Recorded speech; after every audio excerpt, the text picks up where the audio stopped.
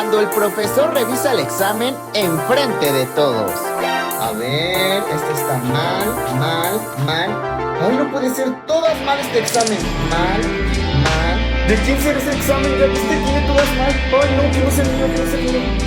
Mal, no, esta respuesta está mal. Ay, no, todas están mal en ese examen. Ay, no, que no sea mío, que no sea mío. Mal. A ver, vamos con el segundo examen. No puede ser, ¿cómo no pusieron nombre? ¿De quién es este examen que no tiene nombre? Bueno, le vamos a poner automáticamente ya 0 porque no tiene nombre. A ver, chin, creo que ese examen es mío. Creo que yo no le puse nombre, chin, no le puse nombre. Ya lo probé. No.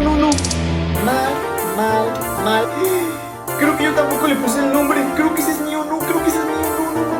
No. De todas formas tenía todas mal.